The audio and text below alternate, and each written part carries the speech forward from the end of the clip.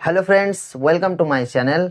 তো আজকে আমি শুরু করব তোমাদের এবিটিএ টেস্ট পেপারের পেজ নম্বর হচ্ছে 193, সেট নাম্বার হচ্ছে 6, শর্ট প্রশ্নগুলা। তো একের এক দাগটা আমরা শুরু করি। কি বলছে যে 300 টাকার 5 বছরের সরল সুদ 165 টাকা হলে সুদের হার কত হবে?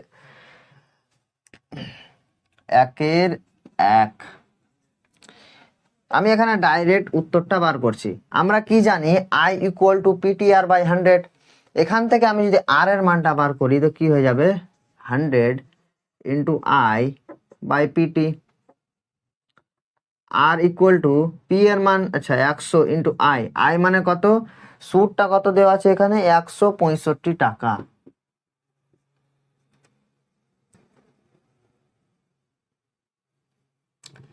মূলধনের মান কত দেওয়া আছে 300 টাকা।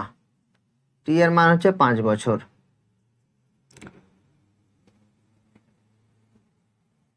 এবার এটা একটু কাটাকুটি করো, 0 0 কাটছে, 5 3 15 33, 3 11 33, তো এটা চলে আসছে 11। আর এর মানটা কত আসলো 11%। কোন অপশনে দেওয়া আছে 11? ডি অপশনে দেওয়া আছে 11%। এটা হচ্ছে ডি অপশন সঠিক। এবার চলে যাব আমরা 2 দাগের অঙ্কে। কি বলছে যে ax square plus bx plus c equal to 0 সমীকরণের একটি বীজ শূন্য হওয়ার শর্ত কি? সমীকরণটা কি বলছে a x square plus b x plus c equal to 0। এটা একটা দ্বিঘাত সমীকরণ দেওয়া আছে। এবার দ্বিঘাত সমীকরণের যখন আমি সমাধান করব তো একটা বীজ শূন্য আসবেই। কোন শর্তে? এর মানটা যখন 0 পুট করছি তো কি এই টার্মটা আমার 0 চলে আসছে। এখান থেকে তো আমার এক্স এর মানটা আসছে না, এক্স এর মানটা মাইনাস সি বাই বি হয়ে যাচ্ছে। যখন বি এর মানটা 0 পুট করব তো এ বি এক্সটা কি হয়ে যাবে 0 হয়ে যাবে। তো এক্স এর মানটা কত আসবে যে মাইনাস সি বাই এ তার রুট ওভার, এটা হয়ে গেল। এটা তো আসছে না আমার এক্স এর মান 0। এবার যখন আমি সি এর মানটা 0 পুট করব যে c equal to 0, put c equal to 0, তো কি হয়ে যাবে a x square plus b x, c এর মানটা তো 0 ইকুয়াল টু 0, এখান থেকে এক্স কমন নাও, a x plus b equal to 0। এখান থেকে আমার কি আসছে হয় এটা ইকুয়াল টু 0, না হয় এটা ইকুয়াল টু 0। তো এক্স এর মানটা তো একটা 0 আসছেই, একটা তো এক্স এর মান 0 আসছেই, আর একটা এক্স এর মান কি আসছে যে x equal to minus b by a আসলো। আমি যখন সি এর মানটা 0 পুট করলাম তো আমি দেখতে পাচ্ছি যে এক্স এর মান একটা 0 আসছে। তো কোনটা অপশন সঠিক হবে তোমার? সি দাগের অপশনে দেওয়া আছে যে সি ইকুয়াল টু 0। এবার চলো আমরা 3 দাগের অঙ্কে। কি বলছে যে এবিসি ত্রিভুজের পরিকেন্দ্র ও হলে কোন ওবিসি প্লাস কোন বিএসি এর মান কত হবে? তো আমি একটা ত্রিভুজ আঁকি, এটা একটা ত্রিভুজ, যে কোনো একটা ত্রিভুজ আঁকো, সমকোণী হোক, সমদ্বিবাহু হোক, সমবাহু হোক। তো ত্রিভুজ এবিসি একটা ত্রিভুজ আঁকলাম, নাম দিলাম এ বি সি। এর একটা পরিকেন্দ্র ও, এটা ও দেওয়া আছে। তো কি বলছে কোন ও বি সি, ভুলে গেল,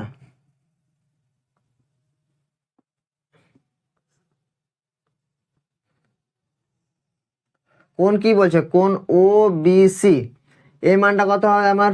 আর কি বলছে কোন ও বি সি প্লাস কোন বি এ সি, মানে এই মানটা আর এই মানটা বি এ সি এই মানটা। তো এটা কত হবে আমার? এটা যদি আমার একটা সমকোণী ত্রিভুজ হতো তো এই সমকোণী ত্রিভুজের অর্ধেকটা কত 45 ডিগ্রি। তো ওবিসির মানটা কত? এটা হচ্ছে 45 degree, 45 degree.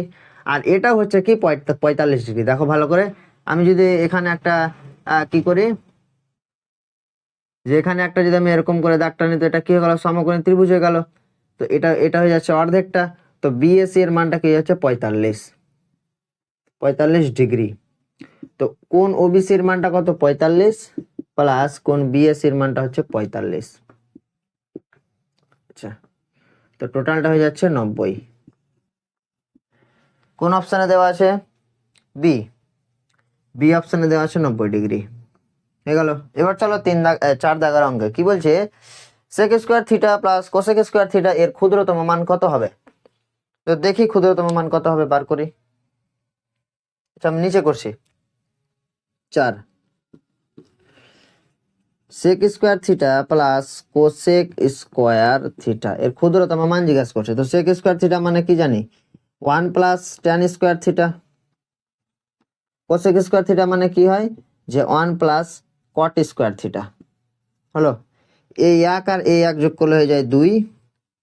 Tan square theta plus cot square theta plus tan square theta plus কোয়াটকে আমি লিখবো 1 by tan square theta. Tan square theta এবার তোমরা উঁচু ক্লাসে পড়বে tan square theta plus 1 by tan square থিটার মানে বৃহত্তম মান হচ্ছে 2 থেকে বড়, মানে 2 এর কম হবে না, 2 থেকে বড় হবে। তো এই মানটা যদি আমার 2 থেকে বড় হয়, 2 থেকে বড় হবে, ছোট হবে না, 2 এর সমানও হবে না।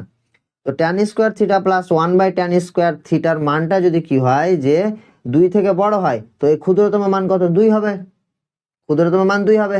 আমি তোমাকে বলছি যে এক্স এর বৃহত্তম মান হচ্ছে কত 3 থেকে বড়, এক্স এর বৃহত্তম মান হচ্ছে 3 থেকে বড়, কিন্তু এক্স এর ক্ষুদ্রতম মান তো 3, ছোট মান তো 3। সেম কন্ডিশন এখানেও লাগবে যে 2 প্লাস এর ক্ষুদ্রতম মানটা হয়ে যাবে 2, এটা হয়ে যাবে 4। কোন অপশনে দেওয়া আছে? এ অপশনে দেওয়া আছে 4। এই option is the correct answer.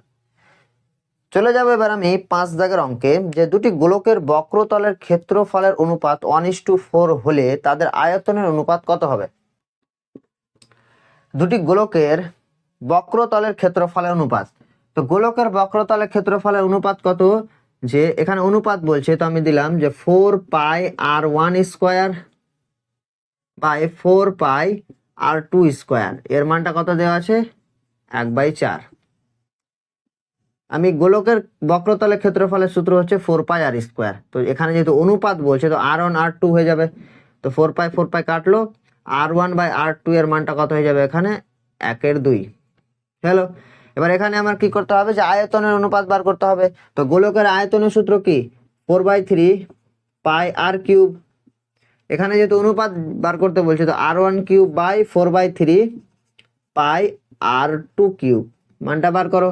4/3 পাই কেটে গেল, তো এটা হয়ে যাবে r1 বাই r2, এটার হোল কিউব, মানে কত হয়ে যাবে, এটা হয়ে যাবে তোমার যে 1/2 তার হোল কিউব, মানে 1/8, 1/8।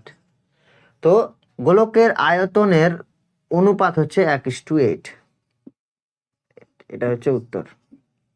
কোনটা অপশনে দেওয়া আছে তোমার? বি দাগের অপশনে দেওয়া আছে 1:8 হয়ে গেল। এবার চলে যাব আমরা 6 দাগের অঙ্কে, বলছে 10 10 13 10 10 11 13 15 17 19 তথ্যে 17 না থাকলে মধ্যমা বৃদ্ধি কত পাবে? মধ্যমা বৃদ্ধি কত পাবে? হয় দেখ, একের লাস্ট অঙ্ক 10 10 11 13 15 17 19, 10 10 11 13 15 17 19। এবার এই তথ্যে যখন 17 থাকছে তখন মধ্যমাটা কত আসছে আমার? প্রথমে যখন থাকবে মানে যখন আগে উপস্থিত আছে 17, তখন আমার মধ্যমাটা কত আসছে 13 আসবে, 13, কারণ এখান থেকে 3 ওখান থেকে 3 বাদ হয়ে গেল, মাঝখানে 13 পড়ে থাকলো। এবার যখন আমি 17টা বাদ দিয়ে দিলাম তখন মধ্যমা কত আসবে 10, 10, 11, 13, 15, 17 তো বাদ দিয়ে দিয়েছি, তো হয়ে যাবে 19। তো এবার মধ্যমা কত আসবে? মধ্যমা কত আসবে এবার? এই 2 হটে গেল, 11 আর 13, এই দুটো যোগফল বাই 2, তো হয়ে যাবে 11 প্লাস 13/2, এটা তোমার হয়ে যাবে কত 12 হয়ে গেল। এবার বৃদ্ধি কতটা পেল? বৃদ্ধি পেলে তোমার 12 থেকে 13 বাদ, এবং অনেকজন এখানে কি করবে যে 13 থেকে 12 বাদ দিবে, অ্যান্সার আসবে 1, তুমি 1-কে টিক চিহ্ন দিয়ে চলে আসবে, কিন্তু এটা ভুল। আমি যখন মধ্যমা বৃদ্ধি বার করছি তো যখন আমি 17টা হটিয়ে মধ্যমা পেলাম ওটা থেকে যখন ছিল ওটা থেকে বাদ দিতে হবে, তো 12 থেকে 13 বাদ যখন দিব তো -1, এটা কোন অপশনে আছে? এটা তোমার হচ্ছে ডি অপশনে আছে -1, তো D option is the correct answer, D option. বুঝতে পারলে? একের দাগের অঙ্কগুলো হয়ে গেল শেষ। এবার চলে যাব আমরা 2 এর শূন্য স্থানে। চলো 2 এর অঙ্কগুলাতে শূন্য স্থান। 2 এর 1 কি বলছে, বার্ষিক 10% সুদের হারে 10,000 টাকার দ্বিতীয় বছরের চক্রবৃদ্ধি সুদ। এখানে 2 বছরের বলছে না, দ্বিতীয় বছরের বলছে। তো আমি প্রথম বছরেরটা বার করছি, তারপর দ্বিতীয় বছরেরটা বার করব। আমি এখানে সরল সুদ হিসাবে হিসাব করব, তো সুবিধা হবে। সরল সুদের সূত্র ফেলে এখানে আমি এই মানটা বার করব। দেখো কেমন করে হয়, যে কত বলছে বার্ষিক 10%, আর এর মান 10, তো আমি এখানে I1 বার করছি সরল সুদ। তো I1 মানে কত, PTR/100, পি এর মান হচ্ছে 10,000, টি এর মান কত প্রথম বছরের জন্য 1 বছর, আর হচ্ছে 10% বাই 100, তো 0 0 কাটো, হয়ে গেল তোমার I1 এর মানটা হয়ে গেল 1,000 টাকা। 1,000 টাকা। এবার দ্বিতীয় বছরের জন্য বার করব।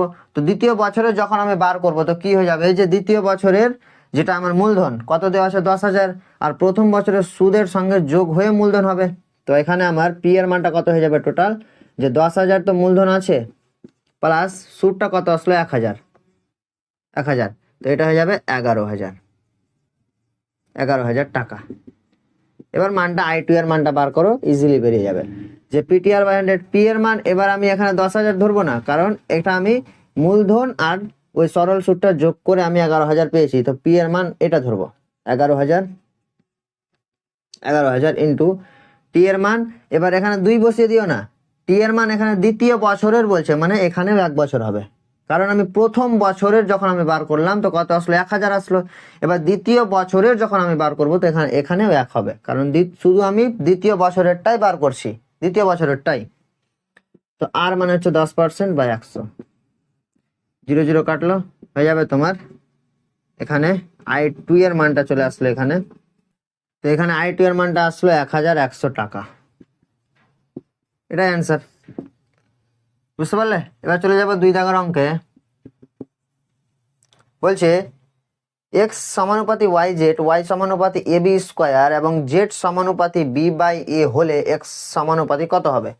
তো দেখি x সমানুপাতি, আচ্ছা আমি সমানুপাতিগুলো লিখছি না, ডাইরেক্ট অঙ্ক করতে লাগছি। তো x সমানুপাতি তো লেখা আছে yz, তো আমি সমানুপাতি চিহ্নটা উঠিয়ে বসিয়ে দিলাম একটা ধ্রুবক k1 yz হলো। দ্বিতীয় কি বলছে y সমানুপাতি, তো সমানুপাতি চিহ্নটা উঠে দিলাম, y ইকুয়াল টু k2 একটা ধ্রুবক ধরলাম, এটা হয়ে যাচ্ছে ab স্কয়ার। তা বলছে z সমানুপাতি চিহ্নটা উঠে দিলাম, k3 একটা ধ্রুবক বসলো, তারপর হয়ে যাচ্ছে b/a। এবার হয়ে গেল সিম্পল। এখানে x ইকুয়াল টু কি হয়ে যাবে, x ইকুয়াল টু k1 তো থাকলো, y এর মান এখানে কত দেওয়া আছে k2ab স্কয়ার, মান বসিয়ে দাও, k2ab স্কয়ার ইন্টু z এর মান কত দেওয়া আছে k3b/a, তো k3b/a, এখানে হয়ে যাবে আমার k1 k2 k3, এ আর এ কেটে গেল, তো b কিউব হয়ে গেল। তো x equal to k1 k2 k3 into b cube. তো k1 k2 k3টা কি এখানে ধ্রুবক, তো আমি এই তিনটা ধ্রুবক মিলে আমি এখানে একটা ধ্রুবক নিলাম k, শুধু k, b কিউব। তো ধ্রুবক চিহ্ন উঠে কি বসে, সমানুপাতি বসে, তো b কিউব। অ্যান্সার কত, b কিউব। অ্যান্সার হবে b কিউব শূন্য স্থানে। এবার চলো বৃত্তের কোনো ব্যাসের, তারপরের অঙ্ক, বৃত্তের কোনো ব্যাসের প্রান্ত বিন্দুতে অঙ্কিত স্পর্শক দুটির পরস্পর কি হবে? 3 দাগ। এ একটা বৃত্ত আছে, এ একটা ব্যাস আছে, ব্যাস, এর প্রান্ত বিন্দু একটা এটা আর একটা এটা, এখানে একটা স্পর্শক আছে আর এখানে একটা স্পর্শক। তো এই দুটো স্পর্শক কি পরস্পর, এই দুটো এখানে দুটো হচ্ছে প্রান্ত বিন্দু, এটা একটা প্রান্ত বিন্দু, এটা একটা প্রান্ত বিন্দু। তো দুটো প্রান্ত বিন্দুর ওপরে কি হচ্ছে স্পর্শক টানা হলো, তো দুটি স্পর্শক পরস্পর কি হয়ে গেল, সমান্তরাল হয়ে গেল।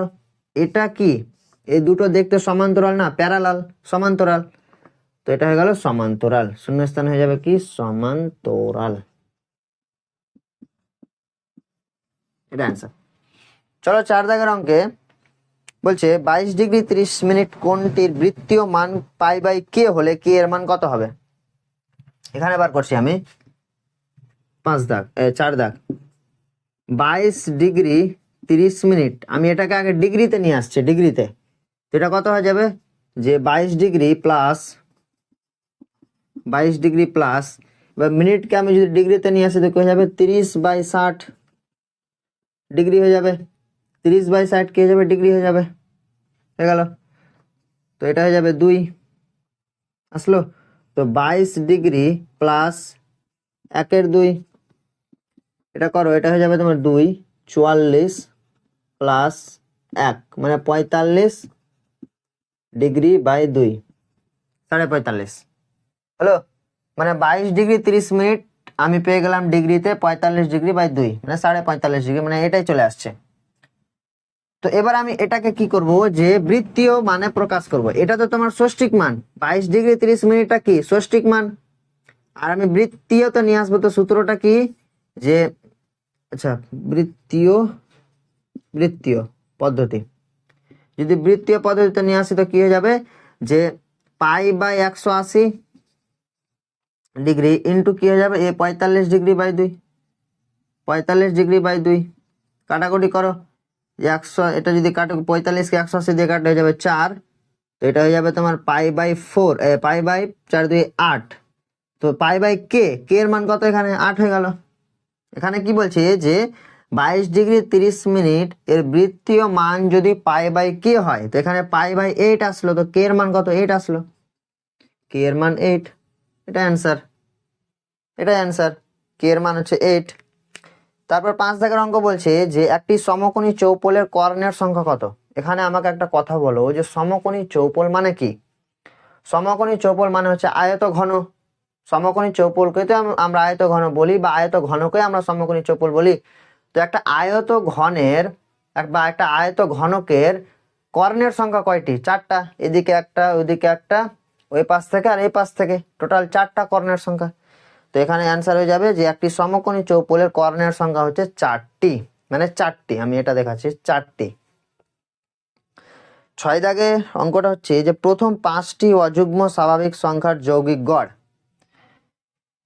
আচ্ছা আমি এখানে সাইডে বার করে দিচ্ছি।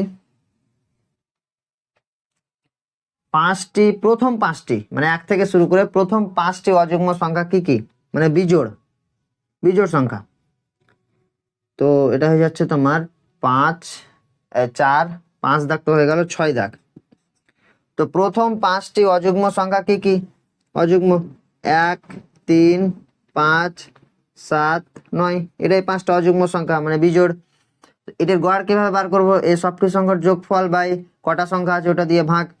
তো 3 আর 1 4, 4 আর 5 9, 9 9 18, 18 আর 60 কত হয়ে যাচ্ছে 25।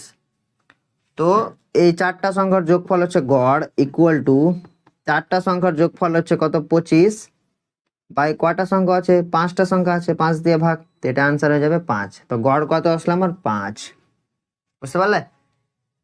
তো 2 এর আমার শূন্য স্থানটি হয়ে গেল কমপ্লিট। এবার চলে যাবো আমরা 3 এর সত্য মিথ্যাতে। 3 এর 1 দাগ কি বলছে সত্য মিথ্যাটা, যে কমলের মূলধন অমলের মূলধনের 1/1/2 গুণ হলে তাদের লভ্যাংশ বন্টনের অনুপাত কত হবে। তো আমি এখানে অমলের মূলধনটা ধরলাম এক্স, অমলের অমলের মূলধন ধরি, লিখতে আবার ভুলে যাচ্ছি, এটা তো ধরতেই হবে, সব কাজ যদি ধরেই হয়ে যেত তো হয়ে যেত। ধরি অমলের মূলধন এক্স, তো কি বলছে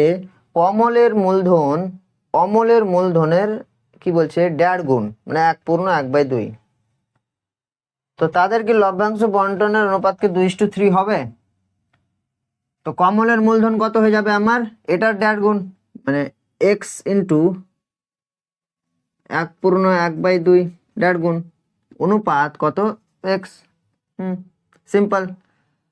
তো এখানে এটা আমার কি হয়ে যাবে, যে এক্স ইন্টু এটা যদি পূর্ণ ভাঙত হয়ে যাবে 3/2 অনুপাত এক্স। এবার এই দুই পাশ থেকে এক্স এক্স কেটে গেল, তো 3/2 অনুপাত কি হয়ে গেল এখানে এক্স 1।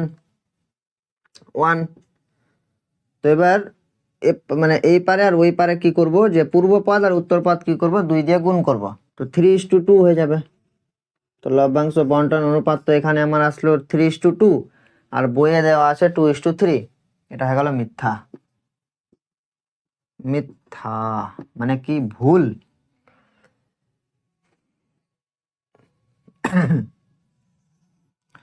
দুই দাগ কি বলছে, যে √3 - 2 এর সঙ্গে তার অনুবন্ধী করণীর যোগফল কত হবে। যোগফল -4 হবে কি, যে √3 - 2 এর অনুবন্ধী করণী, এর করণের নিরসন বার করার পর যদি যোগ করি বা গুণ করি, উভয় ক্ষেত্রে যদি আমার সংখ্যাটা মূলদ সংখ্যা চলে আসে, তো সেটাই হচ্ছে আমার অনুবন্ধী করণী। তো এটার সঙ্গে আমি যদি তার অনুবন্ধী করণী কত হয়ে যাবে, এটার অনুবন্ধী করণী হচ্ছে তোমার যে -3 -2, এটা তার অনুবন্ধী করণী। দেখো এই দুটো যোগ করো একটা মূলদ সংখ্যা আসে, এই দুটো গুণ করো একটা মূলদ সংখ্যা আসবে। তো এই দুটোর সঙ্গে যোগ করো √3 -√2, এবার যদি যোগ করো তো হয়ে যাবে -√3 -2, এটা কেটে গেল, অ্যান্সার হয়ে গেল -4। অ্যান্সার তো এখানে -4ই বলছে, -4, তো এটা হয়ে গেল সত্য। আমি দ্বিঘাত করণী চ্যাপ্টারে অনুবন্ধী করণী একেবারে তোমাদের ক্লিয়ার করে দিয়েছি, যে অনুবন্ধী করণী কেমন করে আসছে, আমরা কোনটাকে অনুবন্ধী করণী বলবো, কিভাবে আমরা বলবো অনুবন্ধী করণী, এটা কোনো সংখ্যাকে আমরা কিভাবে দেখে বলে দিতে পারবো যে এটা হচ্ছে তার অনুবন্ধী করণী। তো এটা শুধু প্রশ্নের উত্তর। তোমরা যদি অনুবন্ধী করণীটা যদি জানো, যদি না জেনে থাকো, তো আমার চ্যানেলে ভিডিও অ্যাভেলেবেল আছে দ্বিঘাত করণীর, একেবারে সম্পূর্ণটা করিয়েছি, তো ওই ভিডিওটা তোমরা দেখতে পারো, বা আমি ডেসক্রিপশনে লিঙ্কও দিয়ে দিব, কোনো অসুবিধা নেই। 3 দাগের অঙ্কতে আমরা চলে যাই। কি বলছে, ABCD রম্বসের দুটি কর্ণ AC এবং BD হলে AC² + BD² = 2 × AB²। তোমার রম্বস দেখতে কি রকম, এরকম দেখতে রম্বস, রম্বস দেখতে এরকম, এরকম দেখতে রম্বস। তোমার নাম দিয়ে দিলাম ABCD, নাম দিলাম ABCD রম্বস।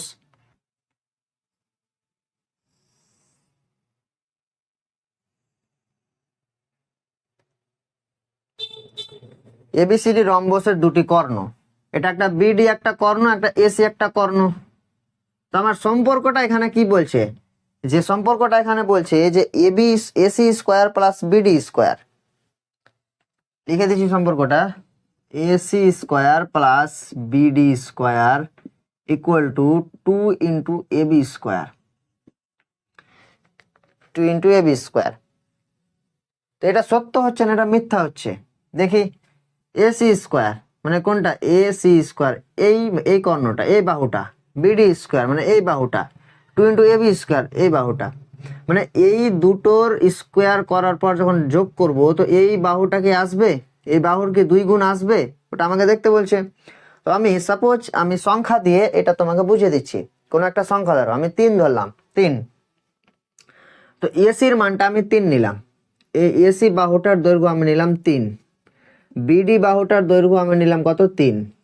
তো এই দুটোর স্কোয়ার করার পর কি আমার কি বলে, এই এবি কি বলে, এবির মানটা কি আমার 3 আসছে, এটা যদি সত্য আসে তো হ্যাঁ হয়ে গেল, এটা যদি 3 আসে তো সত্য, 3 না আসলে মিথ্যা। তো AC² মানে কত, 3 এর স্কোয়ার প্লাস BD² মানে কত, 3 এর স্কোয়ার = 2 × AB²। যদি এবির মানটা, এখানে এবির মানটা যদি আমার 3 চলে আসে, তো এই সম্পর্কটা সত্য। দেখি আসছে কিনা, এটা হয়ে যাবে 9 + 9 = 2 × AB², 18 = 2 × AB²। এখান থেকে এবির মানটা এই দুইটা এখানে চলে আসবে, তো কি হয়ে যাবে, ভাগ হয়ে যাবে, তো এটা হয়ে যাবে AB² হয়ে যাবে কত, 9। এবির মানটা হয়ে যাচ্ছে এখানে √9 মানে হয়ে যাচ্ছে 3 চলে আসছে। তো কারণ এবির মানটাও আমার 3 চলে আসছে, AC² বার করলাম, BD² বার করলাম = 2 × AB², তো এখানে এবির মানটা আমার 3 চলে আসছে, মানে এই উক্তিটি হচ্ছে কি সত্য, এটা হচ্ছে সত্য। তারপরের অঙ্ক বলছে, একই ভূমি ও একই উচ্চতা বিশিষ্ট একটি লম্ববৃত্তাকার শঙ্কু ও একটি চোঙের আয়তনের অনুপাত কি 1:3 হবে। চোঙের আয়তনের সূত্র কি, যে πr²h, আর শঙ্কুর আয়তনের সূত্র হচ্ছে 1/3 πr²h। তো এটি তো সবটি কেটে গেল সেম আছে বলে, বেঁচে কি থাকলো, 1/1/3। এটা কত আসছে, 3টা উপরে চলে গেল, মানে 3/1, তো এটা গেল 3:1, 3:1 আসলো। এখানে কি দেওয়া আছে, যে 1:3 দেওয়া আছে, এটা সত্য না মিথ্যা, এটা তো মিথ্যা হয়ে গেল, এটা হয়ে গেল মিথ্যা, মিথ্যা।